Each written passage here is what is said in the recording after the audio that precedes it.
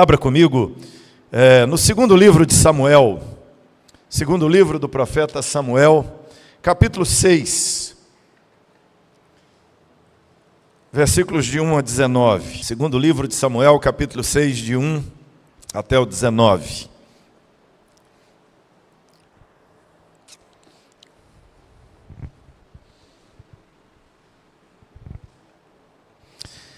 Vamos ler passagem da Sagrada Escritura. Tornou Davi a ajuntar todos os escolhidos de Israel em número de 30.000. Dispôs-se com todo o povo que tinha consigo. Partiu para Baalá de Judá, para levarem de lá para cima a arca de Deus, sobre a qual se invoca o nome do Senhor dos Exércitos, que se assenta acima dos querubins. Puseram a arca de Deus num carro novo e a levaram da casa de Abinadab, que estava no outeiro de Uzá, e Uzá e Aiô, filhos de Abinadab, guiavam o carro novo. Levaram-no com a arca de Deus da casa de Abinadab, que estava no outeiro, e Aiô ia adiante da arca. Davi e toda a casa de Israel alegraram-se perante o Senhor, com toda a sorte de instrumentos de pau de faia, com harpas, com saltérios, com tamboris, com pandeiros e com símbolos. Quando chegaram à eira de Nacon, estendeu-os a mão à arca de Deus e a segurou, porque os bois tropeçaram. Então a ira do Senhor se acendeu contra Uzá, e Deus o feriu ali por esta irreverência, e morreu ali junto à arca de Deus. Desgostou-se Davi, porque o Senhor irrompera contra Uzá. Chamou aquele lugar de Pérez Uzá. Pérez quer dizer brecha, brecha de Uzá. Até o dia de hoje, o dia em que o texto foi escrito. Temeu Davi ao Senhor naquele dia e disse: como virá a minha arca do Senhor? Não quis Davi retirar para junto de si a arca do Senhor para a cidade de Davi, mas a fez levar à casa de Obed-edom, o geteu. Leia comigo 11. Ficou a arca do Senhor em casa de Obed-edom, o geteu, 3 meses, e o Senhor o abençoou e a toda a sua casa. Então avisaram a Davi, dizendo: o Senhor abençoou a casa de Obed-edom e tudo quanto tem, por amor da arca de Deus. Foi, pois, Davi, e com alegria fez subir a arca de Deus da casa de Obed-edom à cidade de Davi. Sucedeu que quando os que levavam a arca do Senhor tinham dado 6 passos, sacrificava ele bois e carneiros cevados. Davi dançava com todas as suas forças diante do Senhor. Estava cingido de uma estola sacerdotal de linho. Assim Davi, com todo Israel, fez subir a arca do Senhor com júbilo e ao som de trombetas. Ao entrar a arca do Senhor na cidade de Davi, Mical, filha de Saul, estava olhando pela janela e vendo ao rei, que ia saltando, dançando diante do povo, desprezou no seu coração. Introduziram a arca do Senhor e puseram-na no seu lugar, na tenda, num tabernáculo que ele armara Davi. E este trouxe holocaustos e ofertas pacíficas perante o Senhor. Tendo Davi trazido holocaustos e ofertas pacíficas, abençoou o povo em nome do Senhor dos Exércitos. E repartiu a todo o povo e toda a multidão de Israel, tanto homens como mulheres, a cada um bolo de pão, um bom pedaço de carne e passas. Então se retirou todo o povo, cada um para sua casa. E eu acho que aqui inventaram o panetone, o pernil de Natal, não é? O peru e as passas, não é? O negócio todo. Davi termina aquele momento áureo, aquele momento glorioso, distribuindo um bolo de pão, distribuindo um pedaço de carne, e cada família foi para sua casa fazer a sua festa. Esse é um momento importante, é um culto memorável, é um culto celebrativo, é um culto marcante na história do povo de Deus. Depois daquele período de liderança de Samuel, que exercia o ofício de profeta, sacerdote, de certa forma rei, agora Davi é o rei da nação. Davi está sendo posto como rei da nação, reconhecido, unificando os reinos do norte e do sul e juntando o reino de Hebrom e todo o reino de Israel como povo de Deus. Davi resolve então resgatar a arca da aliança. A arca, você se lembra, por volta do ano 1440 antes de Cristo, a arca havia sido confeccionada por Moisés, segundo a ordenança de Deus. E a partir dali, então, a arca é posta no tabernáculo, e todas as vezes que eles vão caminhar, eles carregam a arca e eles seguem a arca da aliança. Ela vai adiante do povo na sua jornada, como referencial da presença de Deus entre eles. O texto nos fala que era a arca sobre a qual se invocava o nome do Senhor. Todo o culto israelita, toda a adoração girava em torno da arca do Senhor. A arca é o símbolo da presença de Deus e o culto é a essa presença gloriosa de Deus. A arca estava naquele lugar que era o Santo dos Santos, havia o santo lugar, havia o pátio dos sacrifícios e o povo ao redor do tabernáculo, porque o culto era em torno da arca e em cima dela se invocava o nome e a bênção do Senhor. Esta arca, então, acompanha o povo hebreu durante toda a sua jornada de 40 anos pelo deserto, como símbolo da presença e provisão de Deus na sua jornada. Mais tarde, eles entram na terra de Canaã, e enquanto estão ali na terra de Canaã, eles mantêm esse tabernáculo, esse lugar da presença da arca, mas quando eles iam à guerra, eles costumavam levar a arca da aliança para as batalhas, porque a arca, como símbolo da presença de Deus, os fortalecia e capacitava e possibilitava vencer suas guerras, suas batalhas. E assim o fizeram durante muitos anos, até que no ano 1100 mais ou menos, Israel está completamente afastado de Deus. Eles se desviaram, em lugar de se preservar da religião pagã dos povos cananeus, eles não exterminaram os povos cananeus, não expulsaram, se misturaram, casaram, começaram a aderir a um sincretismo religioso, relativizaram as verdades da lei mosaica, relativizaram a verdade de Deus como único Deus e começaram a se tornar promíscuos, idólatras, pagãos, começaram a se tornar sincréticos em suas crenças. Por causa disso, Deus os abandonou e eles foram para uma guerra contra os filisteus na região de Ebenezer, e naquela batalha eles estão sendo derrotados pelos filisteus. Então alguém se lembra da presença de Deus, se lembra de Deus, não é assim?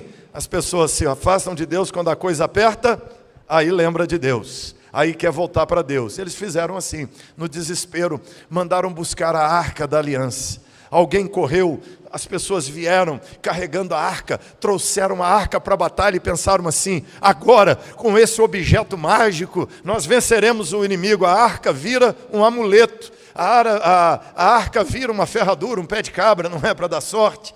E aí eles vão para a guerra levando a arca da aliança. O que acontece?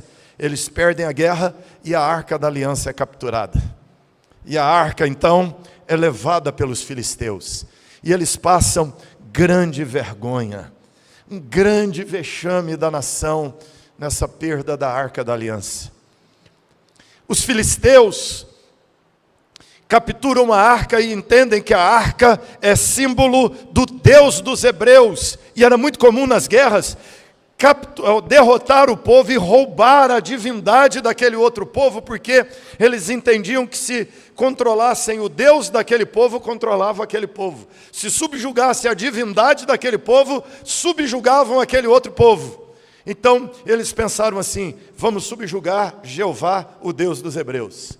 Levaram a arca para a capital deles. Veio uma grande praga, começou a morrer gente, começou a ter doenças. Eles tiraram a arca de Asdod, levaram a arca para outra cidade, e assim a arca foi passando de cidade em cidade, e Gaza, Ecrom, por onde a arca passou, vinha praga, vinha morte, vinha tumores na pele das pessoas, animais morriam, e um juízo de Deus veio sobre os filisteus.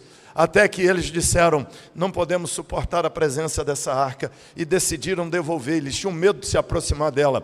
Colocaram a arca em cima de uma carruagem puxada por bois, e as vacas iam adiante, os bois seguiam, e colocaram na direção dos hebreus, e a arca foi devolvida ao povo de Deus.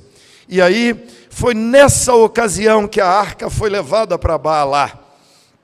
Foi nessa ocasião que a arca, então, é guardada na casa de Abinadab, e permanece ali na casa de Abinadab durante todos esses anos, até que Davi, agora por volta do ano 1040, se lembra da arca do Senhor, se lembra dessa presença de Deus, que é Deus quem o conduziu ao trono, que é Deus quem unificou a nação como povo dele agora. Davi percebe que não é ele o centro, que Deus é o centro, que Deus é o objeto do amor, da adoração e da glória, que Deus é o centro da vida política, econômica, religiosa da nação. Davi, então, já tem constituído a cidade de Davi, onde está o trono, mas Davi começa a entender, não é o trono dele, do homem no centro, mas Deus governando o povo o centro. Davi, então, resolve ir à casa de Abinadab, puxar a arca da aliança e trazer para a cidade de Davi. E é nesse momento que Davi reúne 30.000 pessoas e faz um culto extraordinário, celebrando a presença de Deus entre eles.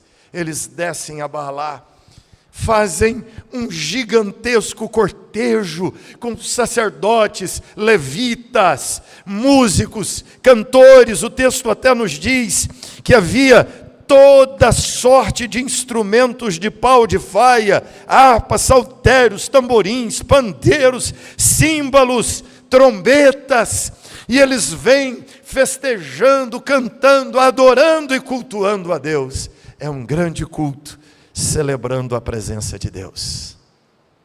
E aqui o texto nos mostra essa importância da presença de Deus, a importância do culto a Deus. Por isso, nós estamos aqui celebrando o aniversário da igreja. Qual a melhor forma de fazê-lo? Um culto de louvor a Deus, um ato de adoração ao Senhor. Reunirmos-nos, cantar, adorar, celebrar, invocar o Senhor, exaltar o Senhor, porque entendemos que de tudo a coisa mais importante para nós é a presença de Deus. E a igreja é símbolo da presença de Deus na terra. O culto é símbolo dessa presença de Deus na terra. Se lá, naquele momento, naquele lugar, o que simbolizava essa presença era a arca da aliança, aqui para nós, a igreja na terra, o louvor, a adoração, o culto a Deus, é sinal da presença de Deus na terra. E aqui nós temos, irmãos, algumas conclusões que podemos apontar no texto. A primeira delas é essa beleza da unidade no culto a Deus. O culto a Deus é um ponto de convergência, é um ponto de encontro, é um ponto de unidade, é um momento de celebração. Nós estamos aqui e o culto é algo glorioso, é algo extremamente importante. Há várias agendas acontecendo nessa cidade hoje. Há várias coisas acontecendo ao redor do mundo hoje, mas a coisa mais importante que acontece na terra nesse momento são os cultos onde o povo de Deus está ajuntado, reunido, celebrando essa presença do Senhor na terra. Essa é a coisa mais importante. O culto é esse símbolo da presença de Deus. Eles montaram esta celebração toda, esse culto todo, para expressar que o ponto de unidade não é o trono de Davi, que o ponto de convergência não é a economia, não é a política, não é quem governa o Brasil nesse momento. O ponto de convergência não tem a ver com a agenda da COP30, não tem a ver com a agenda da ONU, não tem a ver com os grandes bancos, não tem a ver com o comércio, não tem a ver com o mercado, não tem a ver com o agro. O ponto de convergência é o lugar da presença de Deus. E onde o povo de Deus se reúne para adorar o Senhor disse: eu estarei ali no meio de vocês. Essa presença de Deus entre nós. Orígenes, um dos pais da igreja, ele disse que na queda no Éden, o paraíso foi tirado da terra. Que naquela hora que Adão e Eva desobedecem, eles quebram a comunhão com Deus, eles quebram o relacionamento com Deus e são separados de Deus, e que naquele momento o céu, o paraíso é tirado da terra, e agora os homens não desfrutam mais da presença de Deus. A expulsão do Éden é, segundo os pais da igreja, e muitos pais seguiam a ideia de Orígenes, é que essa presença não está mais lá. Daí você ter a arca como símbolo da presença, o tabernáculo como símbolo da presença, os sacerdotes como símbolo dessa presença, mas sempre o sacrifício sendo feito. O ápice, o sacrifício. Por quê? Porque há uma barreira que separa homens e Deus. Porque há um obstáculo entre o ser humano e Deus. Quando o nosso Senhor Jesus morre na cruz do Calvário, a Bíblia diz que o véu do santuário se rasgou de alto a baixo. Aquele templo que era símbolo da presença de Deus, onde eles cultuavam.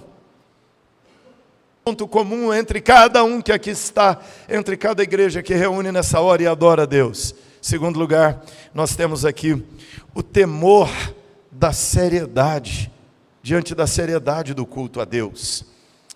O temor, a reverência. Se de um lado temos a beleza disso, que gente ao redor do mundo inteiro se reúne em torno do culto a Deus, nós temos esse temor diante da seriedade do culto a Deus. Eles estão caminhando, pegaram a arca lá na casa de Abinadab, Uzai e Aiô, filhos de Abinadab, estão diante da arca. A arca foi posta em cima de uma carruagem nova, com animais puxando, e eles estão levando a carruagem com a arca até a cidade de Davi. Tinha uma regra que essa arca não podia ser tocada por ninguém. Lembra? Ela tinha do lado, na lateral, argolas. Quando eles iam conduzir a arca, os levitas que carregavam, pegavam uma vara, um varal, enfiavam nas argolas, um pegava daqui, o outro lá na frente, e erguiam a arca, mais dois, um de cada lado, enfiavam aqueles varais, e erguiam a arca, e a carregavam sem tocar nela. Porque a arca simboliza essa presença de Deus, e essa presença não pode ser banalizada. Essa presença não pode ser esvaziada de seu sentido. Essa presença não pode ser esvaziada de seu valor, de seu propósito, de sua santidade, de sua suntuosidade. É algo nobre, é algo superior a tudo que se tem na terra. Lá, eles não tinham talvez mais os varais. Eles então ergueram a arca, suspensa por algum objeto, puseram em cima do carro e foram carregando. No meio do caminho, os bois tropeçam, o filho de Abinadab, Uzá, acha que a arca vai cair, estende a mão e segura a arca. Talvez ele tenha sido criado desde a infância doido para pôr a mão na arca, nunca pôde, né? Agora viu uma chance, esticou a mão e colocou na arca. A Bíblia diz que Deus o feriu naquela hora e ele caiu morto do lado da arca. Davi ficou assustado com isso, ficou triste, nem quis mais que a arca fosse para a cidade de Davi, mandou a arca para a casa de Obed-edom, o geteu. Davi está meio assim, dá azar essa arca, leva para a tua casa, Talvez naquela hora em que perguntaram assim, quem quer levar a arca? Ninguém quis. Coitado do Geteu aqui, não é? Sobrou para ele. Levou a arca para a casa dele. Isso daqui, irmãos, aponta para nós esse temor diante da seriedade do culto a Deus, diante da sacralidade do que fazemos. A arca era um bem da religião judaica, o culto é um bem da fé cristã. A igreja é um bem precioso da religião cristã. Você não pode banalizá-la, você não pode violar o seu sacro significado e valor, você não pode banalizar o serviço a Deus, nós não podemos caminhar e conduzir de qualquer maneira. A igreja, o culto, a adoração, o povo de Deus congregado é símbolo da presença santa, santa, santa de Deus na terra. A igreja é sinal daquele trono santo de Deus, visto por Isaías, que não está lá no céu, mas desceu à terra e está aqui entre nós. Por isso, você tem que amar a obra de Deus na vida da igreja. Por isso, você não pode olhar para o culto a Deus de qualquer jeito, você não pode vir de qualquer jeito, você não pode negligenciar, você não pode faltar por qualquer motivo, você não pode ser desses que dizem, não precisa ir no culto, culto é só. Não, aqui nós estamos carregando algo que substitui aquilo que era sombra do que hoje vivenciamos na realidade, que é a presença real de Deus entre nós. Não pode ser de qualquer forma. Um dia num culto tinha momento da música seguindo, o sujeito que estava dirigindo o louvor parou a música e ele perguntou para uma pessoa assim que estava lá no meio do culto de pé, em que você está pensando agora? Aí o sujeito falou assim, eu estou aqui olhando para cima e pensando, como será que troca aquela lâmpada? É alto demais? Será como que faz? Estava completamente desconectado da presença de Deus naquele lugar. Você entende que o que fazemos aqui é sagrado? Que o que fazemos aqui é digno de toda reverência, que o que fazemos aqui é digno de todo temor, de toda a nossa seriedade, que eu tenho que cantar com todo o meu coração, que eu tenho que estar nesse lugar inteiro, que eu tenho que estar nesse lugar totalmente conectado com Deus, não no WhatsApp. Que eu tenho que estar aqui com todo o meu corpo, com todo o meu ser, com toda a minha vontade, e eu tenho que cantar com alegria, eu tenho que orar com alegria, eu tenho que ler esta palavra do Senhor com toda sede, com toda reverência, com todo o temor do Senhor no meu coração, porque nós estamos carregando os bens sagrados da fé cristã, e isso tem a ver com a presença de Deus entre nós. Isso é tão precioso, irmãos, e tem o mesmo valor, e Deus por graça não mata quem viola isso, é só a graça. Mas lembra que lá em Atos, Ananias e Safira brincaram e acabaram mortos. Ainda bem que Deus não anda matando, Deus anda perdoando. Mas é uma oportunidade para eu e você reafirmarmos o nosso compromisso. Sabe por quê? Porque nós carregamos esse bem sagrado. Você tem que entender, nós temos que entender que nós não carregamos meramente o nome do presbiterianismo, que você não carrega meramente o teu sobrenome, que você, como crente no Senhor Jesus, que você, como igreja presbiteriana no Jardim Verônia, você carrega o nome do Senhor Jesus na sua vida, você carrega a glória de Deus, você carrega a sagrada presença do Senhor na terra, aqui. E não somente aqui, isso tem que se espalhar na sua vida toda, porque você como igreja é símbolo da presença do Deus Todo-Poderoso, do Deus vivo na terra. Você precisa celebrar essa presença, Ele veio habitar entre nós, o Senhor Jesus subiu, assentou-se no trono, foi entronizado à destra de Deus, e Ele derramou sobre nós o seu Espírito, Ele habita em nós, Ele está em nós. Você é sinal da presença gloriosa de Deus na terra. O temor, a seriedade diante da sublimidade do culto a Deus, irmãos. Aquela presença da arca enobrecia aquele ato de adoração. Aqui nós temos a realidade da qual a arca era sombra, as verdades teológicas, doutrinárias da presença de Deus aqui entre nós. É a realidade que aquela arca representava, com maior reverência ainda, com maior temor ainda, com maior empenho ainda, com maior esforço ainda. Eu tenho que viver a vida cristã. Você tem que zelar por esta igreja. Você tem que nesses 40 anos renovar seus votos de compromisso com o zelo e a reverência em relação à presença de Deus nessa igreja, a cada culto que ela celebra. Você tem que entender o quão isso é precioso e sagrado diante de Deus. Mas não somente a beleza da unidade do culto a Deus, não somente o temor e a seriedade do culto a Deus, dessa realidade de que Deus está presente entre nós. Esse texto fala a nós acerca da alegria da bênção de Deus sobre o culto, sobre esse lugar da presença dEle. Há uma bênção especial de Deus. O Salmo 133 diz: quão preciosa, quão amável, quão gloriosa é ver, que coisa preciosa ver os irmãos unidos. Esse lugar da união, ele termina aquele salmo dizendo: ali, naquele lugar, o Senhor ordena a sua bênção. Ali o Senhor ordena a vida. Há algo sobrenatural, há algo espiritual, há algo que transcende a realidade. Nesse lugar da bênção, desse lugar da presença de Deus, está a bênção de Deus. O texto diz que Davi ficou com medo, disse: na minha casa não, leva para a casa de Obed-edom. Aí levaram uma arca para a casa de Obed-edom. O que aconteceu na casa de Obed-edom? O texto diz assim: o Senhor o abençoou e a toda a sua casa. Deus começou a abençoar as finanças da casa de Obed-edom.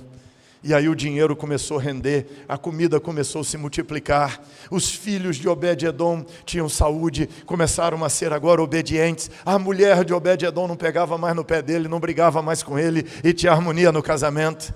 Não é? Na casa de Obed-edom agora os empregados começam a trabalhar e a funcionar direito e trabalhar com alegria, e os funcionários começam a ter seus salários multiplicados e trabalhar mais leves. Os animais são mais saudáveis, os bens agora não quebram, e a casa de Obed-edom começa a perceber que tem algo diferente, tem um clima diferente, tem uma atmosfera diferente, tem uma paz diferente naquele lugar, tem uma alegria diferente naquela casa. E a casa de Obed-edom é abençoada, e as pessoas começam a falar, e o Obed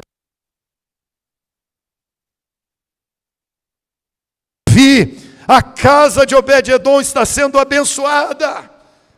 Davi, diz o texto, rapidamente foi lá na casa de Obed-edom, e para a tristeza do Obed-edom, pegou a arca e levou para a casa dele. Davi diz: não, eu quero essa bênção aqui na cidade de Davi. Eu quero essa bênção sobre a capital. Eu quero essa bênção sobre toda a nação. Porque eles percebem que essa arca é símbolo, é sinal da bênção de Deus. E quando a arca é levada para a cidade de Davi, e agora a presença de Deus, a comunhão com Deus, abençoa o povo nas suas lutas, nos seus trabalhos, no seu comércio. Agora abençoa as famílias com paz e harmonia. Agora abençoa com saúde, com salvação, com livramentos. Agora abençoa com força nas lutas, com consolo nas angústias, com refrigério nos momentos de enfermidades e dores. A presença da arca de Deus traz a provisão do Senhor sobre a vida da nação. O povo agora faz subir a arca com júbilo. Samuel, o texto aqui nos diz assim: Davi, com todo o povo de Israel, fez subir a arca do Senhor com júbilo, ao som de trombetas, e a arca entrou na cidade de Davi. E aí você tem a presença da arca no lugar onde deveria estar. Essa arca é símbolo da presença de Deus. Mais tarde, o filho de Davi, Salomão, constrói um templo para substituir a tenda, o tabernáculo que Davi fez. E aí a arca é posta no templo que assume esse lugar, que passa a ser símbolo da presença do Senhor. Segundo o livro de Crônicas, capítulo 5, versículo 13, nos fala do momento em que essa arca foi trazida. Versículo 11 em diante diz assim: quando saíram os sacerdotes do santuário, porque todos os sacerdotes que estavam presentes se santificaram, sem respeitarem os turnos, ou seja, ficaram lá o tempo inteiro. Quando todos os levitas que eram cantores, isto é, Asaf, Emã, Jedutum, os filhos e irmãos deles, vestidos de linho fino, estavam de pé para o oriente do altar, com símbolos, alaúdes, harpas, e com eles até 120 sacerdotes que tocavam 120 trombetas. Quando em uníssono, há um tempo tocaram as trombetas e cantaram para se fazerem ouvir, para louvarem o Senhor e render-lhe graças. Quando levantaram eles a voz com trombetas, símbolos e outros instrumentos músicos para louvarem o Senhor, porque é bom, porque a sua misericórdia dura para sempre. Então sucedeu que a casa, a saber, a casa do Senhor, se encheu de uma nuvem, de maneira que os sacerdotes não podiam estar ali para ministrar, por causa da nuvem, porque a glória do Senhor encheu aquela casa. A presença de Deus abençoando aquele lugar, a presença do Senhor abençoando aquele culto. Desde o culto de Davi, quando trouxe a arca, teve a interrupção diante do pecado de Uzá, mas teve a volta, o retorno, a retomada, o culto se concretizou, um novo culto com a arca chegando na cidade de Davi, um novo culto agora, anos depois, com o templo de Jerusalém sendo inaugurado, a presença de Deus sendo celebrada com toda a força, porque eles reconhecem que na presença do Senhor nós experimentamos a bênção do Senhor. A bênção do Senhor visita a nossa vida, a bênção do Senhor visita a nossa casa, a bênção do Senhor nos acha, a bênção do Senhor nos alcança. Nós temos aqui, irmãos, não a arca da aliança, não a tendazinha construída por Davi, nós temos aqui, não Salomão, não templo de Salomão, nós estamos reunidos aqui, não em volta do rei Davi, não em volta do rei Salomão, nós estamos reunidos aqui, a igreja presbiteriana do Jardim Verona existe, não por causa do rei Salomão, ela existe por causa do rei dos reis, do Senhor dos senhores, ela existe por causa do rei Jesus que está aqui nesse lugar, que dia após dia é cultuado, é adorado, é invocado, é proclamado a partir desse lugar. Por isso, o que se faz nesse lugar é extraordinário, é muito especial, digno de celebração, digno do seu esforço, digno da sua oferta, digno do seu dízimo, digno da sua frequência, digno do convite que você tem que fazer às outras pessoas, é digno de você estar domingo após domingo, semana após semana, nos cultos semanais, em adoração e culto a Deus nesse lugar. Porque não é Davi, não é Salomão, é aquele que é maior que Davi e Salomão, é o Rei Jesus presente entre nós. É a presença dele que cultuamos, é por causa dele que a igreja existe, é o nome dele que é proclamado em cada igreja, cada lugar onde o Senhor é cultuado. Eu estava até terça-feira nos Estados Unidos numa reunião, e que coisa preciosa essa reunião. Nós tínhamos 600 líderes do mundo inteiro, vários países do mundo, esses 600 líderes representando 100 milhões de cristãos, pastores, líderes de agências missionárias, alguns empresários, e você tem ali gente da Rússia, gente de Serra Leoa. Nunca tinha conhecido ninguém de Serra Leoa, tinha um pastor de Serra Leoa pregando. Você tinha um guianense do meu lado, sujeito da Guiana inglesa. Eu também nunca tinha conhecido pessoalmente alguém da Guiana inglesa, não é? Mas tinha lá um pastor de uma Assembleia de Deus da Guiana. E você tinha metodista, presbiteriano, congregacional, luterano, igrejas independentes. E tudo aquilo, irmãos, por causa da presença gloriosa de Jesus na terra. O desafio dessa reunião é: cristianismo global cresce 1,8% ao ano. Nós estávamos lá reunindo para traçar um plano para levar o cristianismo de 1,8% ao ano para 5% ao ano, até 2033, quando completaremos 2.000 anos de cristianismo, e aí faremos uma grande celebração pelo mundo inteiro, celebrando que o Senhor Jesus veio até nós, que o céu que foi tirado da terra, foi devolvido a nós em Jesus, que a comunhão perdida no Éden na queda, foi restaurada na cruz do Calvário, e nós podemos nos reunir como povo de Deus em cada um dos endereços e lugares, e o Senhor está presente entre nós. É a presença do Senhor entre nós. Apocalipse, capítulo 21, versículo 3. O texto nos fala, então, versículo 3 de Apocalipse 21. Então ouvi grande voz vinda do trono de Deus, dizendo: eis o tabernáculo de Deus com os homens. Deus habitará com eles.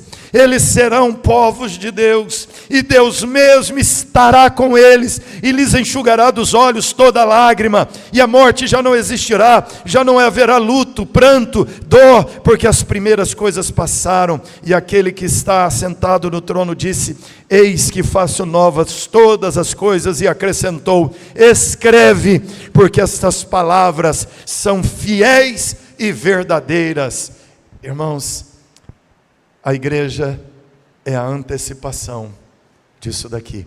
A visão aqui é, João diz assim: o anjo me levou a um alto e elevado monte, e de lá eu vi a noiva, a esposa do Cordeiro.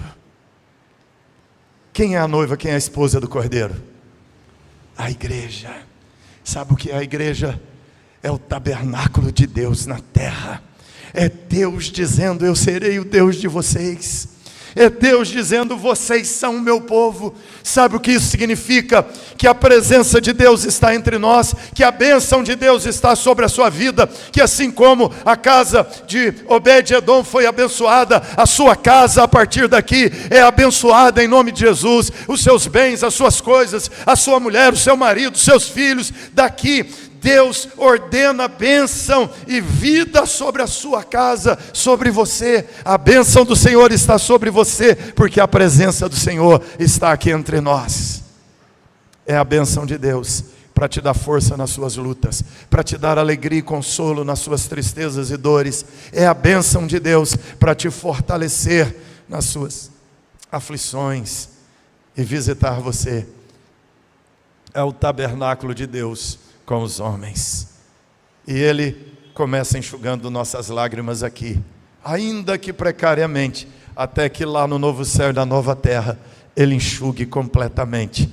Mas aleluia, já começou, já está entre nós, já está em andamento. Nós já desfrutamos do céu, da presença de Deus. A igreja já é essa cidade que desceu do céu, e o céu está na terra, na comunhão nossa com o nosso Deus. A igreja é sinal dessa presença de Deus entre os homens.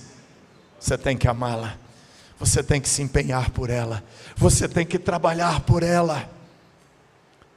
Os vários endereços que temos, louvado seja o Senhor pela presença de Deus entre os homens.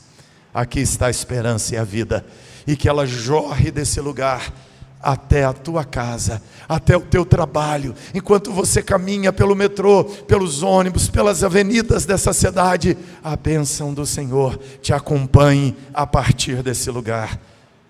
Você tem o Salmo 128 que termina assim: de Sião te abençoe o Senhor, Criador do céu e da terra. Do lugar da arca, do lugar do culto, do lugar da adoração, do lugar da reunião da igreja, o Senhor te abençoe com paz, com toda sorte de alegrias. Que o Senhor te abençoe desde Sião, e que você veja a prosperidade de Jerusalém diante dos seus dias, que você veja a bênção do Senhor sobre o Brasil, a partir desse endereço, onde o nome do Senhor Jesus é invocado dia após dia, domingo após domingo. Louvado seja o nome do Senhor, aleluia, ao Deus soberano, Criador do céu e da terra, Senhor dessa igreja. Amém, queridos irmãos, amém. Vamos fechar os olhos e orar. Quais são as lutas que você tem travado na sua casa, na sua vida, na sua família? Que você desse lugar leve bênção para a sua casa. Que você saia daqui hoje, desse culto abençoado, inspirado. Que você saia desse lugar hoje renovado na sua fé, na sua alegria, na sua esperança pelo Senhor Jesus. Que você saia desse lugar com uma certeza. O povo retornou para casa levando o bolo de pão, levando um pedaço de carne, levando uvas passas. O povo saiu levando para casa bênçãos que recebeu na presença de Deus. Que Deus te abençoe, que você leve cura para a tua casa em nome de Jesus. Que você leve reconciliação para a tua casa em nome de Jesus. Que você leve vida para a tua casa. Que você leve alegria, ânimo novo para a tua casa. Que você leve da presença de Deus toda sorte de bênção espiritual que Deus já te deu na região celestial em Cristo Jesus. Assim eu oro, Pai.